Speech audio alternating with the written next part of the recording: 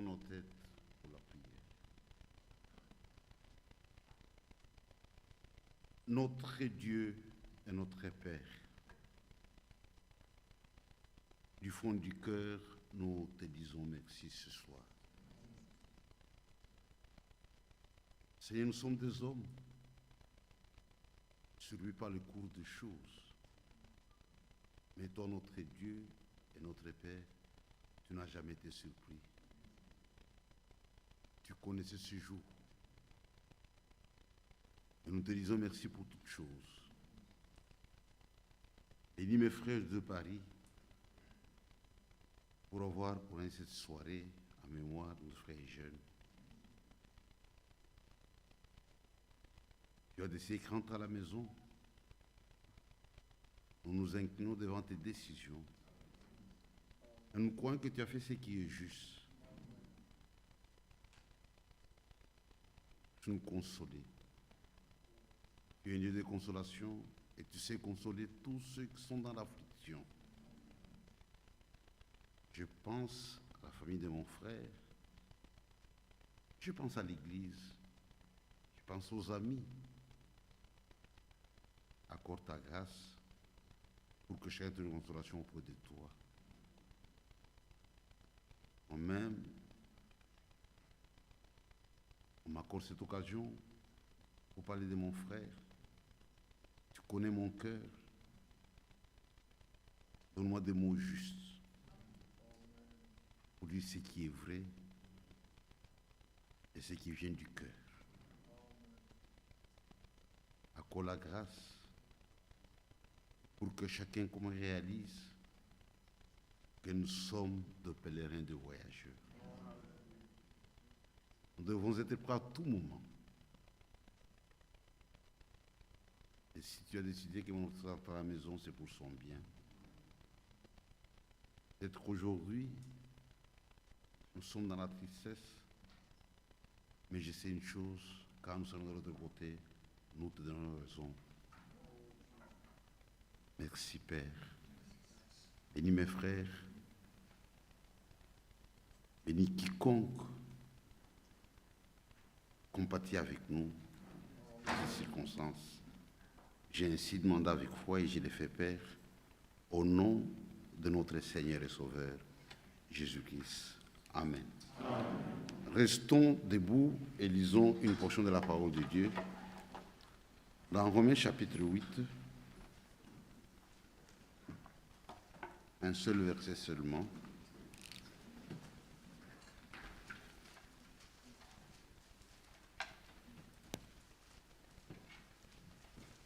Romains chapitre 8, le verset 28. Nous savons du reste que toutes choses concourent au bien de ceux qui aiment Dieu, de ceux qui sont appelés selon son dessein. Amen. Asseyez-vous.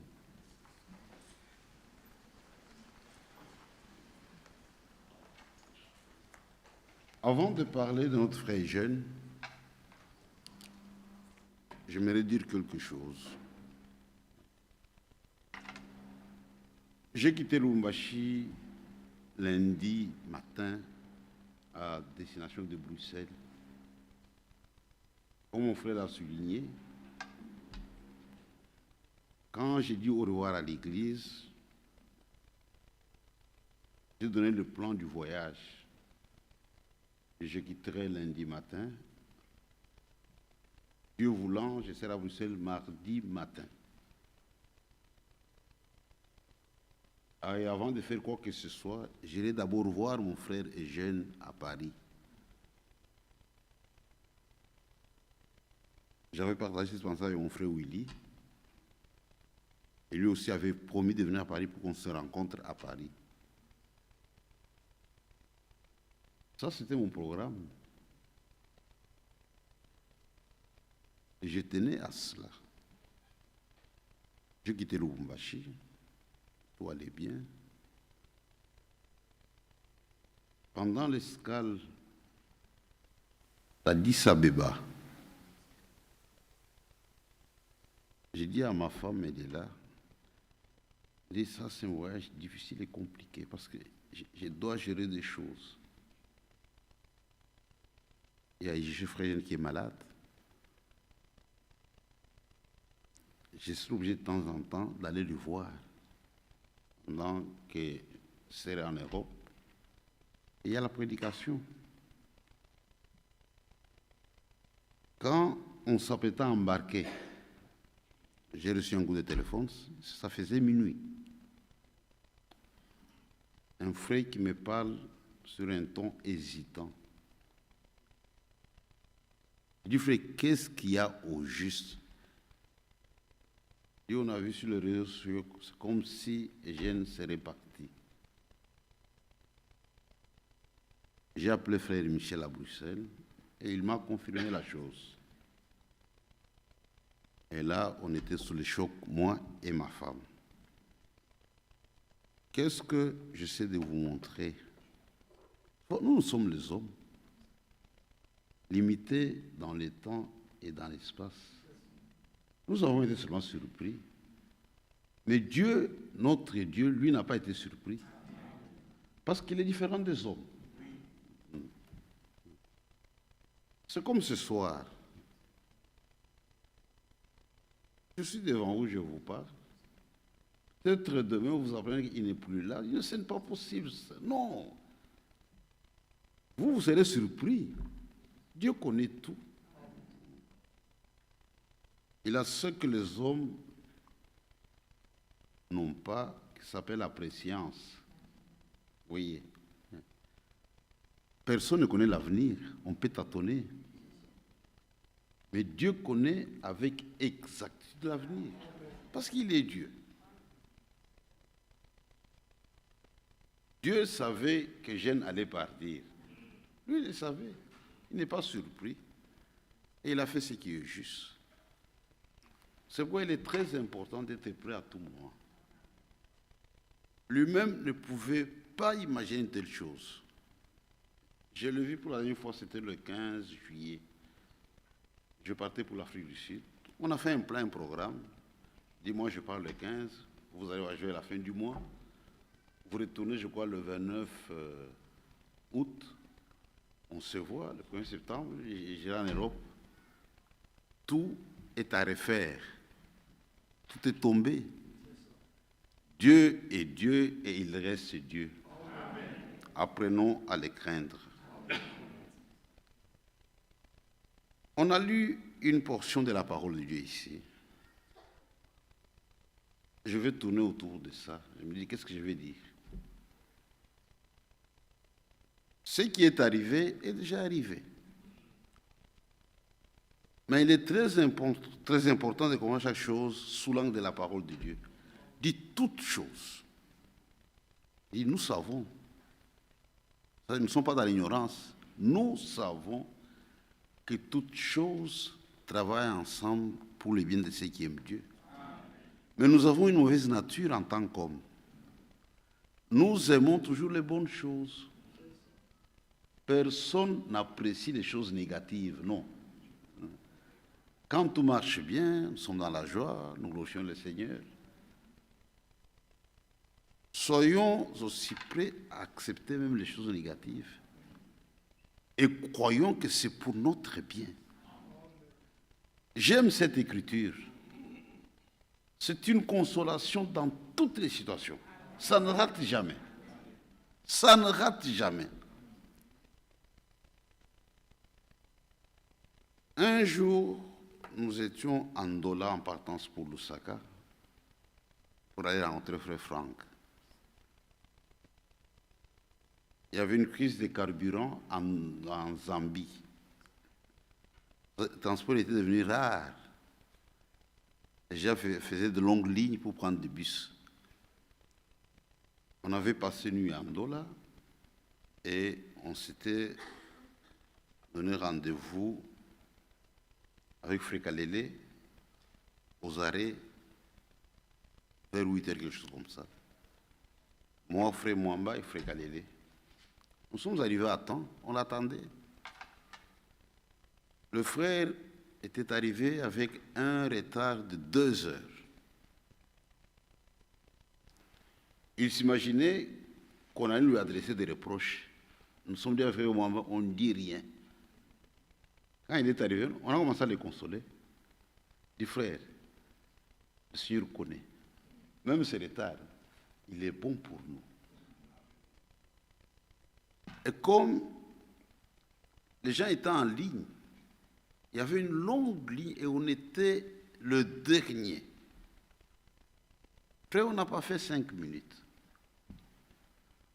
Comme on était au bout de la ligne, on a dit à un jeune venir dans la précipitation, dit, il y a une voiture qui va à Lusaka, on a besoin de 3 passagers.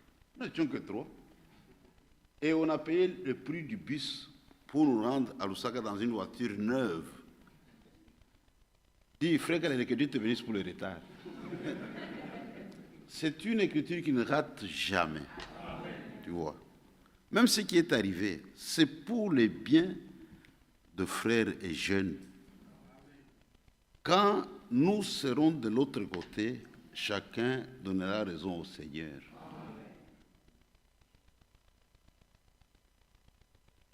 Et si nous le savons, quand cela arrive, on doit avoir un comportement conséquent et responsable.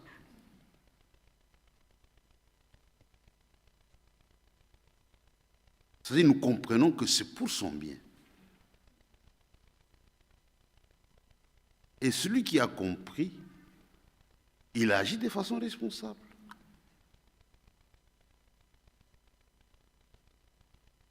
Mais beaucoup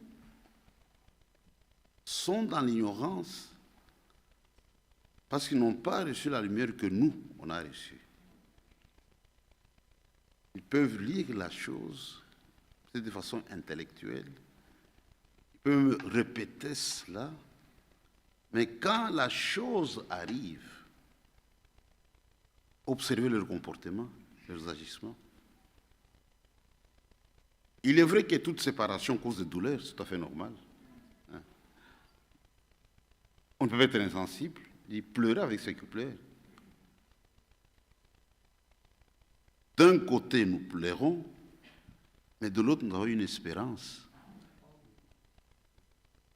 Paul l'a bien exprimé. Ne vous approchez pas comme les autres qui n'ont pas d'espérance. Voyez, il y a un exemple que mon frère m'a toujours donné. Ouais, nous vivons en Afrique avec des conditions un peu difficiles par rapport à ceux qui sont en Europe ou aux États-Unis. Maintenant, votre fils obtient une bourse pour l'Amérique. Il doit aller étudier à New York ou à Washington. Vous êtes dans la joie parce qu'il va en Amérique. Mais le jour de séparation, vous l'amenez à l'aéroport, il doit prendre son avion, vous allez verser des larmes, mais ce sont de bonnes larmes. D'une part, il y a la séparation, donne un peu de douleur, mais on a la joie parce que le jeune homme va aux États-Unis. C'est comme aujourd'hui. Nous savons avec exactitude où vont nos morts. Ça, c'est une particularité. Aujourd'hui, nous savons avec exact où vont nos morts. Nous savons où se trouver un jeune. Il est au paradis attendant le retour du Seigneur. Si on pouvait lui demander de revenir, dit Eugène, regarde ta femme, tes enfants, tes frères, l'église, tout ça. Voudrais-tu rentrer? Il refuserait. Il dit non, non, non, non. Vous avez l'exemple de la femme de Frère Branham, la première femme. Elle était partie. Quand on était quelque part, il est revenu, il dit Seigneur, est-ce que tu ne peux pas permettre que je lui parle pour la dernière fois? Elle est revenue à la vie, il dit pourquoi tu m'as troublé? Ne te fais pas de soucis à mon sujet. On est bien de l'autre côté.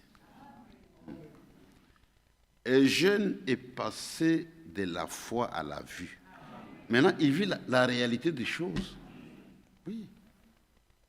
Mais nous sommes restés, nous avons besoin de la consolation. C'est pourquoi la vraie consolation ne se trouve que dans la parole de Dieu.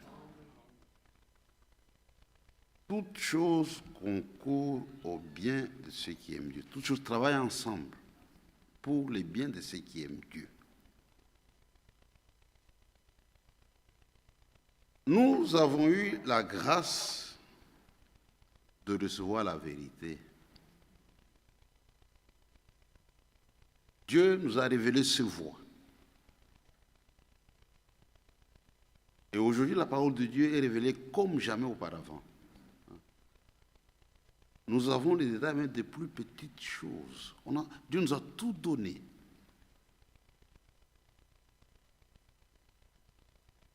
Et nous pouvons nous estimer heureux.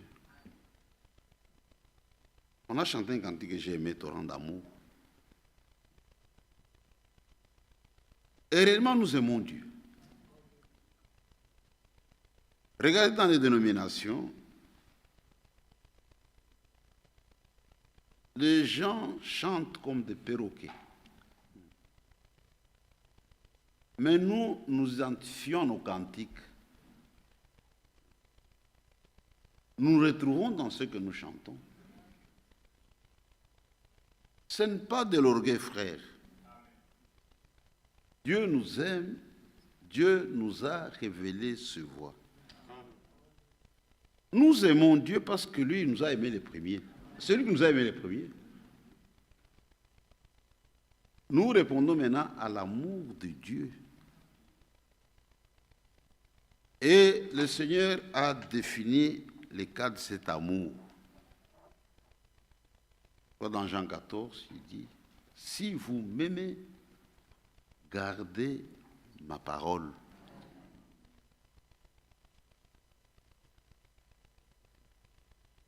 Ça,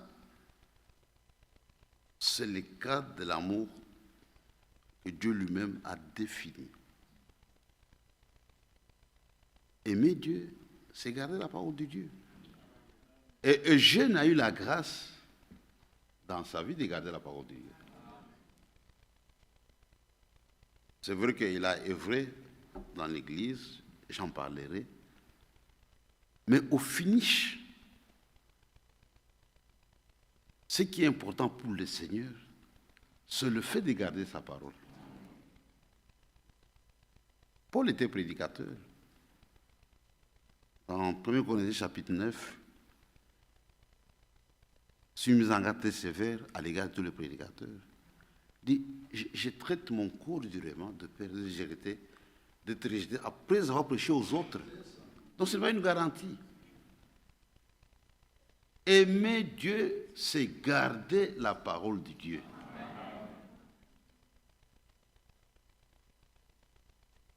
Et notre frère jeune a vécu comme un bon chrétien, un homme craignant Dieu, un homme qui a su garder jusqu'à la fin de sa vie.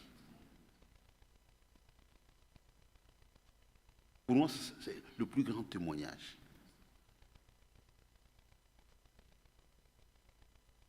Et nous remercions le Seigneur pour cela. Je parlais des jeunes en 3 étapes. D'abord comme croyants.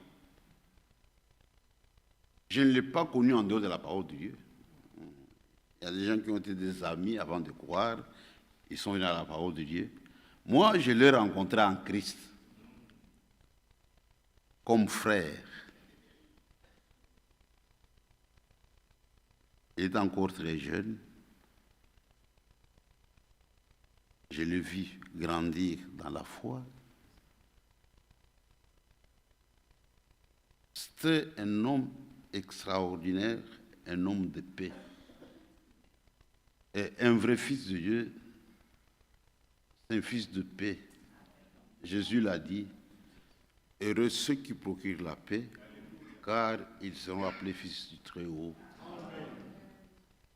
Un fils de Dieu n'est pas conflictuel, non, non, non, non.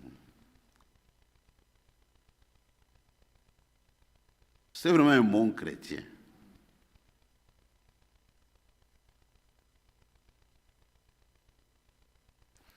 Il a été avec vous ici en France, à plusieurs reprises. Vous l'avez vu. Personne ne peut me contredire. Un homme calme. Et il a laissé de très bons témoignages, que ce soit en Europe, en Afrique, un peu partout. Et il est vraiment aimé. Depuis que je suis là, le frère me parle de partout pour nous présenter leurs condoléances. Et je suis sûr que lors des obsèques, nous aurons beaucoup de frères venant de partout pour l'honorer, à cause de son témoignage.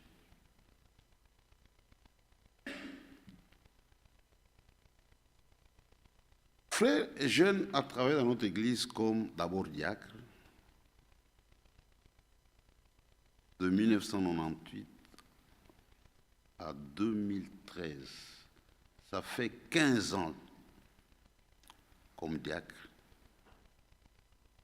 Et vous savez que quand on doit placer dans l'église, il y a des conditions. C'est qu'il remplissait des conditions pour être élu comme diacre.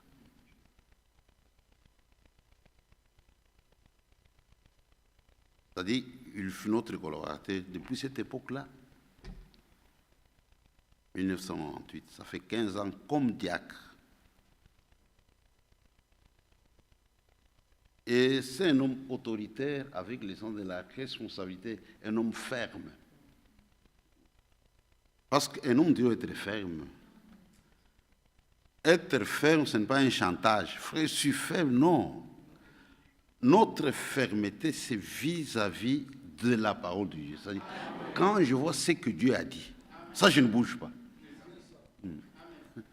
Je ne bouge. Je m'accroche à la chose. Et j'aime l'écriture, mon frère a lu, je crois que c'est dans 1 Corinthiens, chapitre 15, le verset 58. Frère Franck a utilisé la même écriture, dit c'est l'exhortation de Paul à tous ceux qui travaillent à l'œuvre de Dieu. Soyez fermes, inébranlables, travaillant de mieux à mieux à l'œuvre du Seigneur. C'est-à-dire, le travail de Dieu n'est pas un travail stationnaire. Plus on demeure dans la parole, plus on doit réaliser des progrès. On doit grandir. Même Paul dit, quand moi, Paul, j'étais enfant, je me comportais comme un enfant. Maintenant que je suis devenu adulte, frère, nous grandissons même dans le ministère. Paul a dit même à Timothée, applique-toi à la lecture, afin que tes preuves soient évidentes pour tous. On doit voir que vous êtes en train d'évoluer. Et j'ai vu ça dans notre frère. C'était parmi les meilleurs diacres dans les services qu'il rendait au Seigneur. Maintenant, vers 2015, nous étions deux anciens, moi et frère Kaka. On prenait de l'âge, la fatigue s'installait,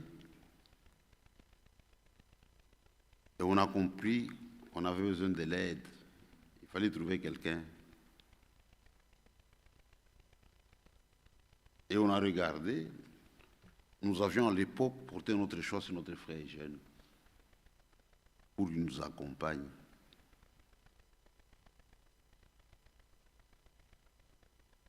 Et il a été choisi comme troisième ancien dans l'église de Lubumbashi.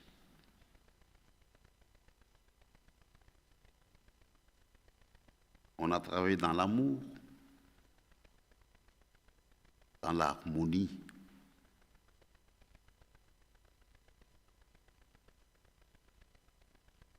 Je peux donner un témoignage avec mon cœur. Vous savez, aujourd'hui, même dans ce message, j'ai vu ça. beaucoup d'endroits.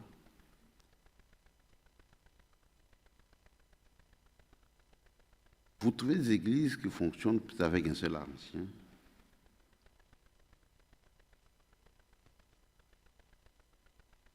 Et on trouve que cela est normal. Non, mes frères. Une église aura d'avoir des anciens, minimum 2 anciens. On est déjà au nombre de 2. Mais les gens se demandaient pourquoi en ajouter un autre. Nous prenons de l'âge. Dieu peut nous rappeler d'un moment à l'autre. On doit penser à l'œuvre de Dieu. On n'est pas égoïste, frère. Nous aimerions avoir quelqu'un qui va nous accompagner pendant que nous sommes encore en vie. Nous voyons comment il travaille. S'il y a à corriger, on corrige.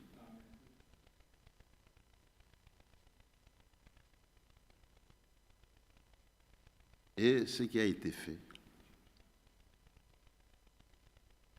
il nous a accompagnés, on tenait des réunions, on partageait les pensées. Et le frère vraiment a aidé les frères et jeunes. Et il a pris même de l'élan. On était satisfaits, on était contents.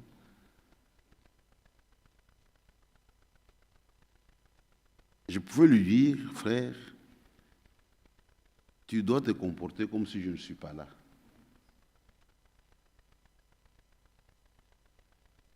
J'ai eu aussi des ennuis de santé. C'était sérieux. Si je suis en vie, ce n'est pas la grâce de Dieu. C'est ainsi qu'aujourd'hui, la figure la plus connue parmi les anciens, c'est Frère Eugène. Parce que lui gérait l'église au quotidien. Et il faisait ça très bien. C'est vraiment un organisateur, un responsable. Il faisait tout, il faisait les rapports, tout ça, très très bien. Et on avait le cœur net. Mais il y a une particularité, et ça, je dois être sincère et remercier le Seigneur. Vous savez, là où les gens vivent, nous sommes des hommes, les problèmes ne manquent pas. Mais ce qui est important, c'est la façon dont vous allez gérer la chose. J'ai toujours dit, il n'y a aucun problème qui dépasse cette parole, il n'y en a pas. Il y a tout dans la parole de Dieu. Nous échouons parce que nous croyons plus sages, plus intelligents que Dieu. Il n'y a aucun problème qui dépasse cette Bible, il n'y en a pas. Il n'y en a pas. Mais ici, ce que je vous dis, ça peut se vérifier même auprès des diacres.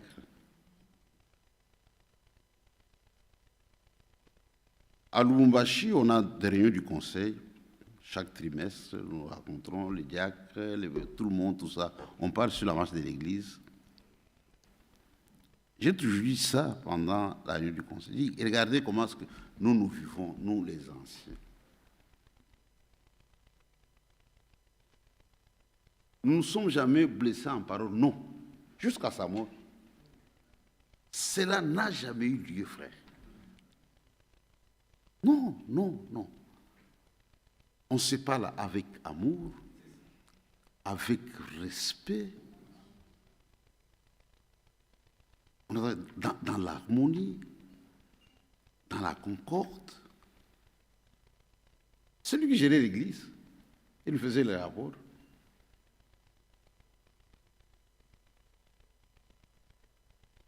Et Dieu a décidé qu'il rentre à la maison. C'est qu'il laisse un vide à combler. Et ce n'est pas facile. On n'aura pas un autre jeune. Lui, il est déjà parti. Quand quelqu'un part, il est parti, c'est fini. Avec ses qualités. Donc, c'est vraiment dur pour nous, pour moi, pour Ekaka. Mais Dieu qui a blessé, il sait comment aussi bander. Tu vois. Nous sommes des hommes limités dans le temps et dans l'espace. Et l'œuvre de Dieu prospère entre les mains de Jésus. Nous croyons que le Seigneur fera quelque chose pour combler ces vides. C'était un vrai collaborateur, un meilleur collaborateur, un ami. On a travaillé comme des amis.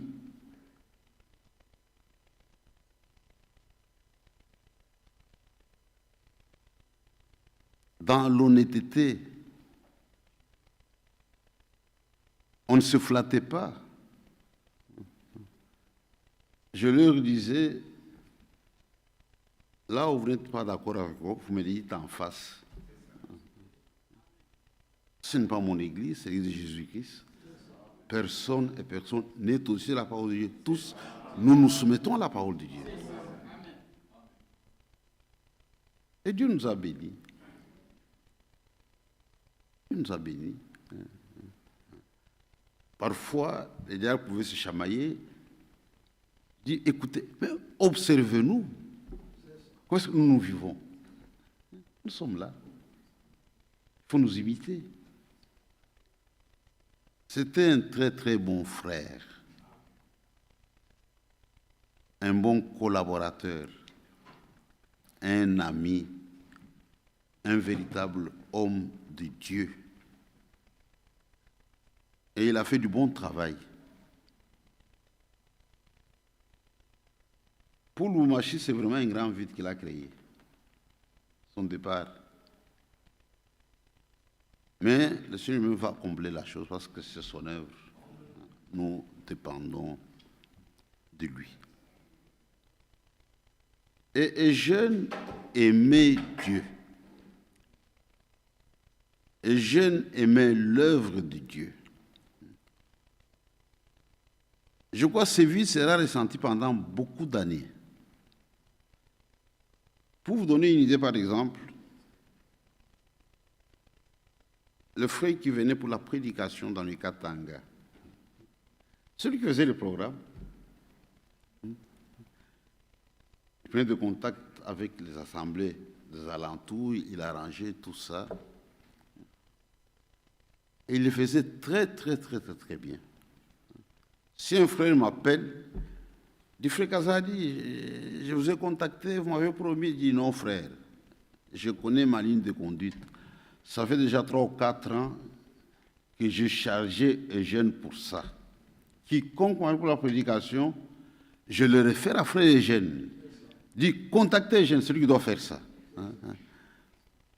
Maintenant, s'il dit que c'est moi, je comprends qu'il y a un mensonge quelque part, ce n'est pas vrai. C'est pour ça que j'ai attrapé les gens, j'ai dit, frère, ça fait déjà 4 ou 5 ans, c'est Eugène qui fait ça. Aujourd'hui qu'il n'est plus là, maintenant, il faut trouver quelqu'un pour le faire. Tu vois, nous, on a pris de l'âge, on est vieux, on est déjà fatigué. Nous devons nous occuper de ce qui est vraiment important. C'était vraiment un organisateur. Dieu a décidé qu'il rentre à la maison. Il y a une raison que nous, on ne comprend pas aujourd'hui, on comprendra plus tard. Mais notre consolation, c'est la parole de Dieu. Je crois que le frère Didier, dans son exhortation, il a fait allusion à ça. Paul nous exhorte dans 1 Thessaloniciens. Il dit, je ne veux pas que vous soyez dans l'ignorance. L'ignorance n'a jamais été la foi.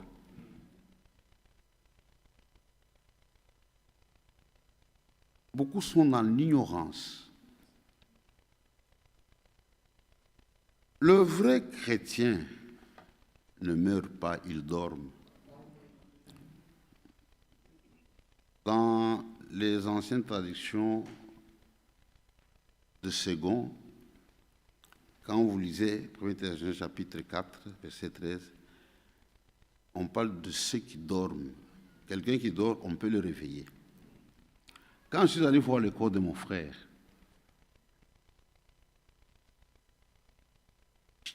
j'ai observé attentivement. Quand vous regardez son corps, c'est comme quelqu'un qui dort. Oui. Donc c'était une mort paisible.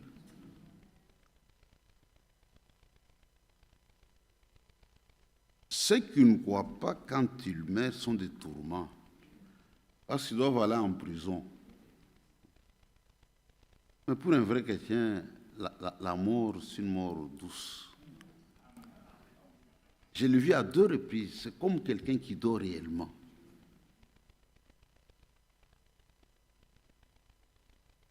Et quand Jésus reviendra, nos morts, les morts en Christ, vont ressusciter. Pas les morts dans les assemblées, pas les morts dans le message, les morts en Christ. Frères, on peut tout faire. On peut voyager, on peut prêcher, on peut chanter. Faites tout pour mourir en Christ. C'est ça notre assurance. Quand vous mourrez en Christ, au retour du Seigneur, vous aurez droit à la résurrection. Et quiconque a travaillé pour le but de Dieu, il a droit à la résurrection. Je crois qu'il faut utiliser cela en utilisant la nature. Dis, regardez le soleil. Depuis que Dieu l'a créé, son cycle est parfait. Il n'y a jamais eu un jour où les gens se réveillent le matin, ils regardent, ils disent, mais où est le soleil? Il n'est plus là. Il n'y a pas de délaissage solaire. Il tourne parfaitement parce qu'il travaille pour le but de Dieu. Le matin, il se lève. C'est un soleil bébé. Ses rayons sont doux et tendres. Vers midi, le soleil dans sa jeunesse, il est fort. Ses rayons sont piquants. Vers le soir, c'est un vieux soleil, il meurt. Mais le lendemain, il réapparaît. Parce qu'il travaille pour le but de Dieu. Et quiconque travaille pour le but de Dieu, il a droit à la résurrection. C'est une réalité, frère.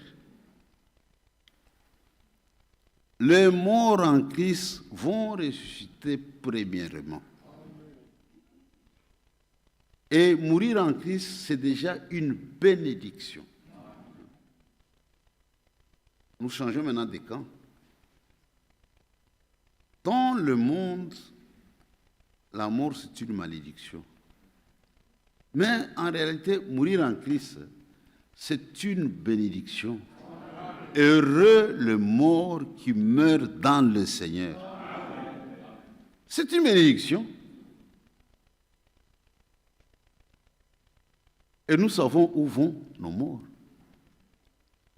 Et ils ont droit à la première résurrection. Et tout se passe pendant que vous avez encore le souffle de vie.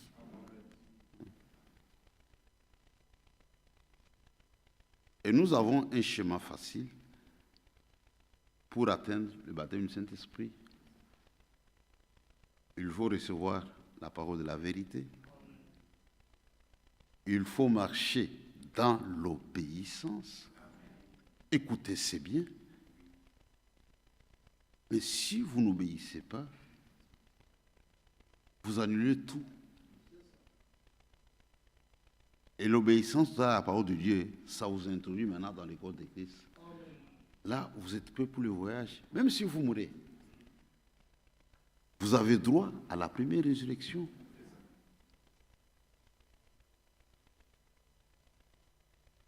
Ce sont des expériences que nous sommes censés faire pendant que nous avons encore le souffle de vie.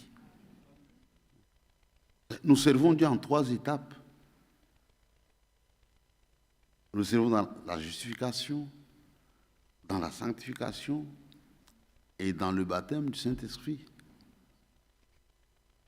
Pour déboucher dans le baptême du Saint-Esprit,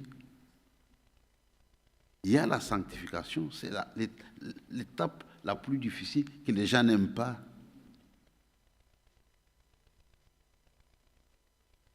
Nous avons beaucoup de difficultés avec ça.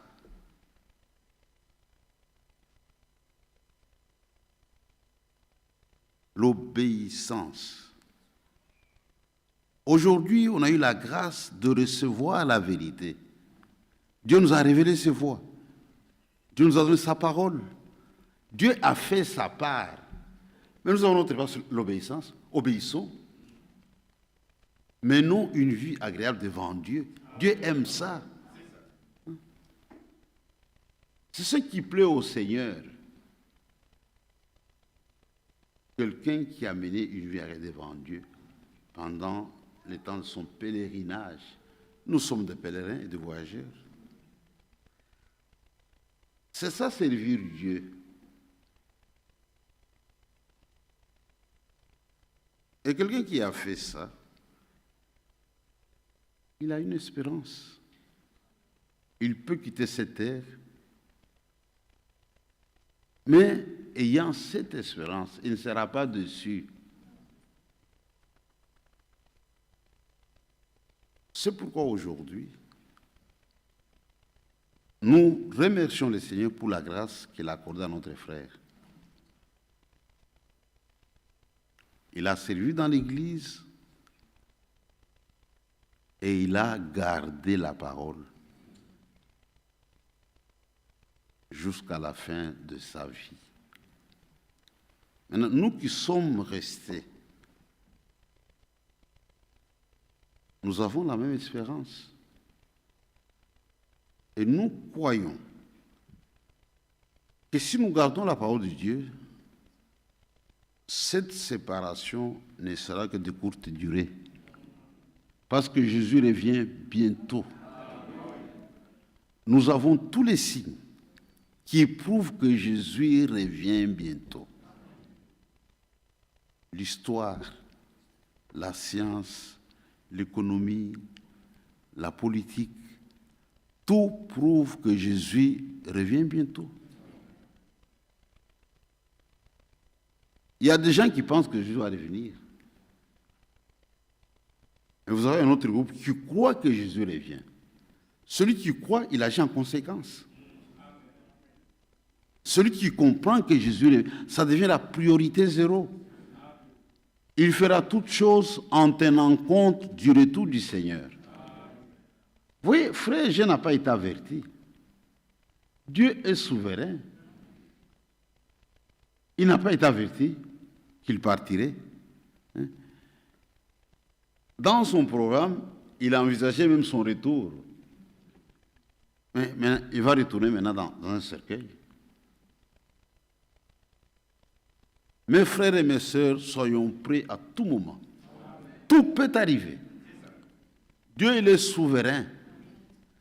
Pour Dieu, d'abord, la mort importe peu. Dieu veut que nous soyons prêts à tout moment. S'il nous trouve prêts, il nous récupère, il n'a rien perdu. Nous allons dans son économie attendant le retour du Seigneur.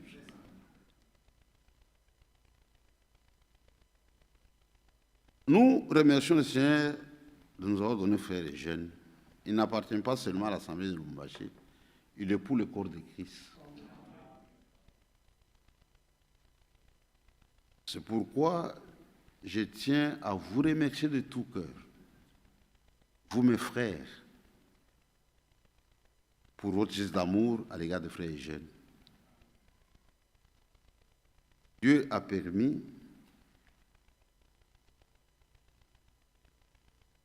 qu'il le récupère à partir de la France. Bon, nous, on était loin. Vous avez eu le temps de l'accompagner jusqu'à la fin. Vous avez comblé notre vide. Et tout a été fait correctement.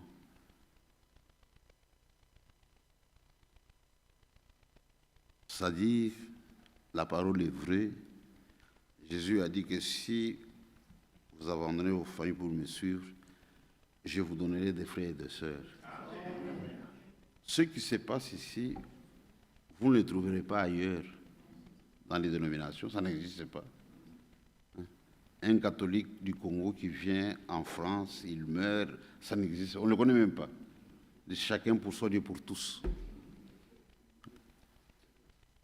Vous avez réellement manifesté votre amour à l'égard de notre frère. Nous n'avons rien à vous donner. Dieu est fidèle. Il a dit, si quelqu'un ne vous donne jusqu'à un verre d'eau, il a une récompense. C'est plus qu'un verre d'eau. Dieu vous récompensera de la bonne manière. Il le fera, il est fidèle. Nous-mêmes, nous sommes très touchés. Depuis que nous sommes là, on a trouvé de l'hospitalité, de l'amour. Nous sommes assistés. Imaginez si l'Église de Paris n'existait pas et que cela arrivait ici à Paris. On serait dans quel état?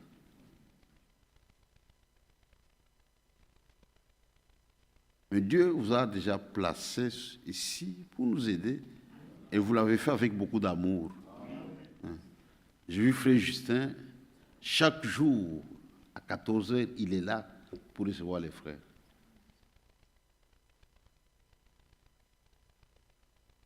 Le frère et sœurs viennent de partout pour la circonstance. C'est extraordinaire. Que Dieu vous bénisse pour cela. Que Dieu bénisse mon frère Elvis, qui a reçu cette famille dans sa maison. Même ceux qui viennent, beaucoup sont aussi dans la même maison. Ce sont des frères. Et tout est fait au nom du Seigneur. C'est un Dieu fidèle qui tient sa parole.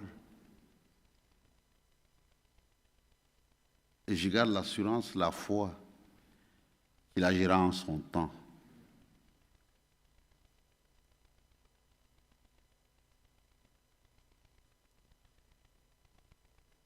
Je veux parler de frères jeunes comme frères. Je parlerai comme collaborateur, d'abord diacre et puis ancien.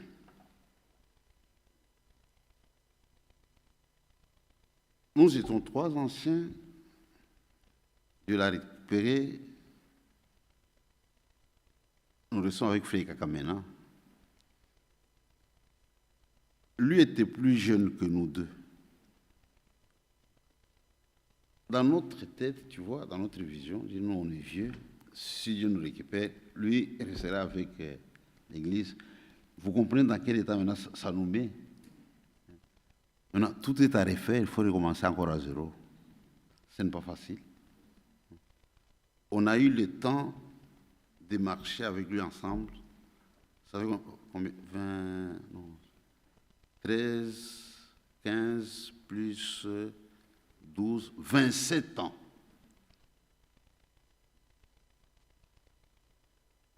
En tant que collaborateur. On l'a vu grandir dans le ministère l'ancien. 27 ans. Et tout s'écroule. Ça va un peu nous déséquilibrer, c'est pourquoi on a besoin de vos prières. Tu vois, on n'est pas dans la politique. On change un gouvernement à la légère, non.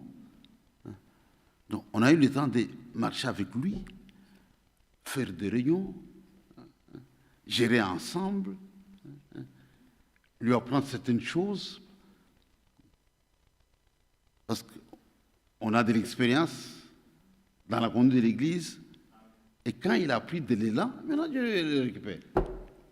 Mais le Seigneur connaît. Le Seigneur connaît. On est brisé d'un côté, mais de l'autre côté, je l'ai toujours dit, même si moi et Kaka, on mourait aujourd'hui, l'œuvre de Dieu va prospérer entre les mains du Seigneur. Amen. Et nous nous réjouissons parce que parmi même nos jeunes frères qui prêchent aujourd'hui, Dieu a aidé beaucoup. Quand nous les écoutons, ils font vraiment du bon travail. Ils font du bon travail. Que Dieu nous aide, que Dieu puisse nous conduire à faire ce qui est juste pour l'avancement du royaume et pour sa gloire. Et aujourd'hui, je me réjouis d'avoir fait un bon choix en choisissant un jeune comme ancien. On était vraiment satisfait de lui. Ça, j'ai dit avec mon cœur. Et Dieu nous l'a arraché. Que son nom soit glorifié. Je termine avec un exemple qu'il faut en donner à propos des enfants que nous avons chez nous. Dit, mes enfants, c'est bien. Dit, ce ne sont pas vos enfants. Ce sont les enfants de Dieu que Dieu a placés sous votre garde. C'est comme, j'ai une belle montre ou un appareil cellulaire pour téléphoner. Je vous le prête pour un temps. Vous habituez à ça, vous faites des communications, vous êtes content, vous prenez des images. Pendant une année. Après, je reviens, je dis, écoutez, maintenant, je récupère mon appareil. Ça va vous donner de la tristesse à cause de l'habitude. Nous avons des enfants, nous en assumons seulement la garde, ce sont les enfants de Dieu. Dieu peut les récupérer à n'importe quel moment. Il dit, allez, rentre à la maison. C'est ce qu'il a fait avec Eugène. Il nous l'a donné, on était habitués à lui, il nous rendait des services, on était dans la joie. Mais celui qui a donné, maintenant, tu rentres à la maison. Maintenant, ça nous fait mal. C'est à peu près la même situation. Mais nous devons parler comme Job. Le Seigneur a donné, le Seigneur a repris, que son nom soit glorifié.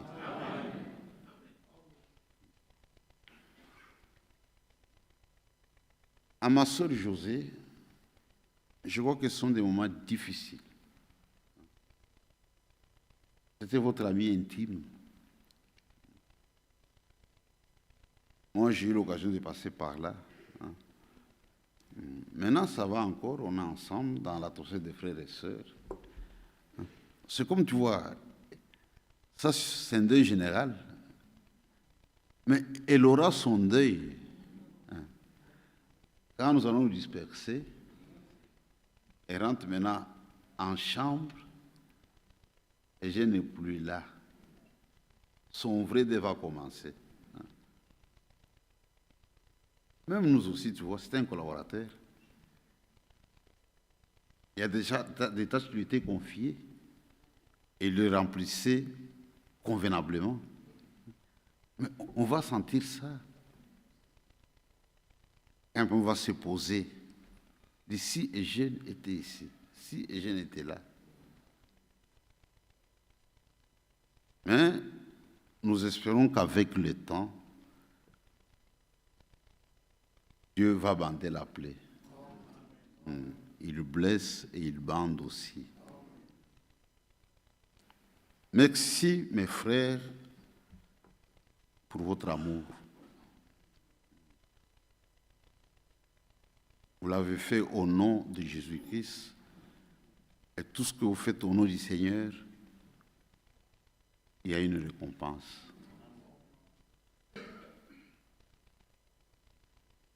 Ce qui est arrivé à Eugène, que cela devienne pour chacun d'entre nous un objet de méditation. Ça peut nous arriver. Ça peut nous arriver. Ça peut nous arriver. Et puis à notre âge, vous voyez, On est presque à la fin. Si on est là, c'est par grâce. Et on ne peut pas avoir peur d'affronter la chose. Je disais aux frères, les hommes des sciences parlent du troisième âge. Il n'y a plus de quatrième âge. Ça, ce sont des hommes des sciences au-delà de 60 ans. Même Branham, je crois, il a dit ça. Nous naissons, à partir de 25 ans, c'est une pente vers la tombe. Plus le temps passe, plus nous approchons de la tombe. C'est comme aujourd'hui dans cette salle. Si Dieu nous donne 100 ans à vivre, je crois que les 3/4 des frères et sœurs présents dans cette salle ne seront plus là, en commençant par eux. Et on doit l'admettre. La vie ici-bas, c'est quoi? La première chose qui nous arrive, c'est la naissance. Quand nous naissons, le premier jour du bébé, il pleure. S'il ne l'a pas fait, on lui donne quelque chose comme fessée pour qu'il pleure. C'est-à-dire, il a lui-même inauguré son deuil. Maintenant, à la fin, ce sont les autres qui vont aussi les pleurer. Nous pleurons et jeunes. C'est-à-dire, nous naissons pour mourir dans la chair. Nous naissons pour mourir. Le Président l'a bien expliqué. Si vous êtes une famille de 10 personnes, ça fait du deuil. Ayez ça à l'esprit. Enfin, nous sommes 10, ça fait du deuil. Et le plus malheureux, c'est le dernier. Parce qu'il va pleurer le 9.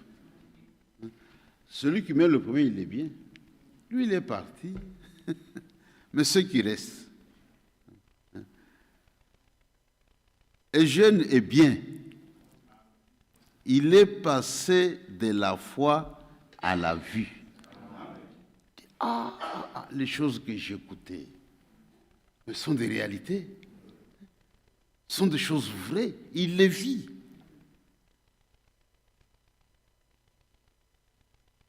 C'est nous qui sommes restés dans des problèmes.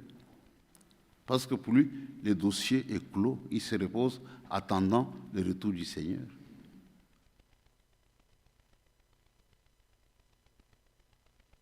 L'heure est très avancée. Tout peut arriver. Tout peut arriver. Priez pour moi, priez pour Frère Kaka, priez aussi pour l'Église. Nous vous aimons. Vous avez posé des gestes d'amour à l'égard des jeunes, de sa famille, de nous-mêmes, de l'Église de Lubumbashi. Que Dieu vous le rende au centuple. C'est ma prière. C'est assez difficile. Je crois, avec ce peu de mots, j'ai donné mon témoignage sur Eugène et je termine par une pensée de Frère Branham qui disait « Mieux vaut jeter un petit bouton de rose sur quelqu'un pendant qu'il est en vie que d'apporter une couronne à sa tombe. »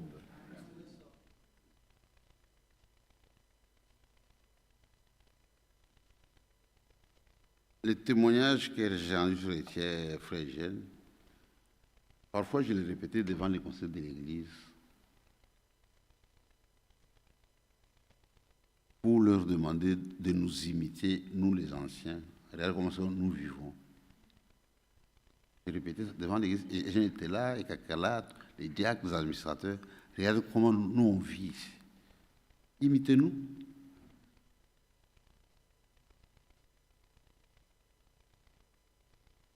Et aujourd'hui, mes frères, pendant que vous avez encore le souffle de vie, tu vois, même ce que nous faisons ici, il n'est pas informé, Eugène. Il n'est pas informé de cette réunion. là où il est, dit non, oui. Nous faisons pour l'honorer, mais de l'autre côté, le dossier est clos.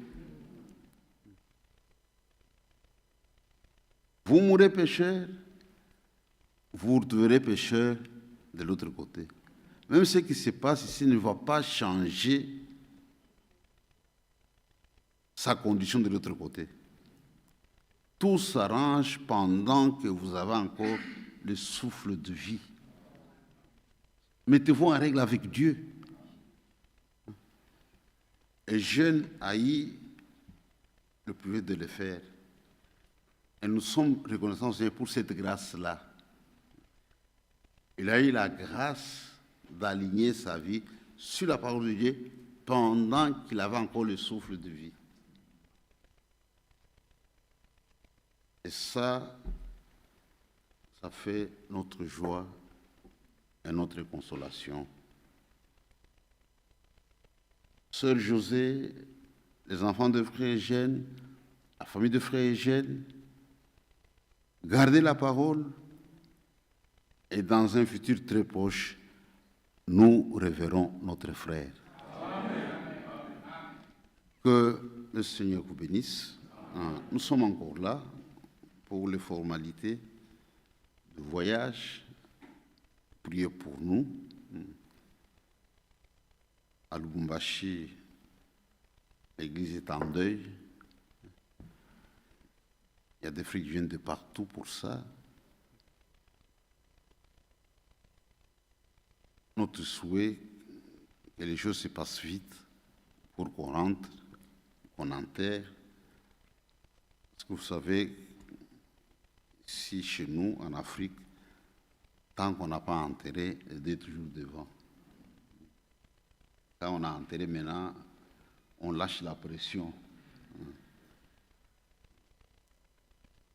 Donc même pour la sœur, c'est trop compliqué. Que Dieu nous aide,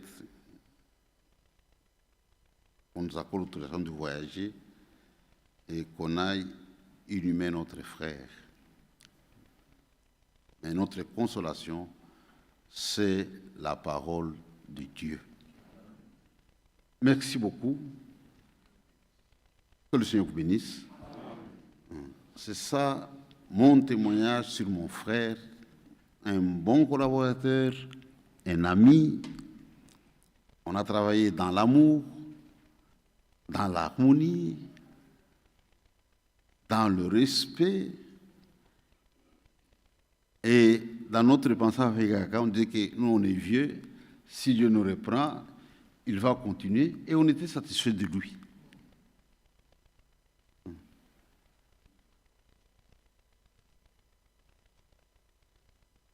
Que le Seigneur vous bénisse. Amen. Merci beaucoup. Merci mon frère.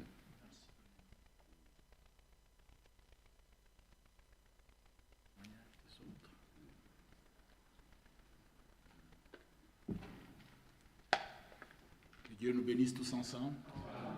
C'était important que notre frère prenne tout ce temps pour nous dire dans le détail ce qu'il avait vécu avec notre frère Eugène.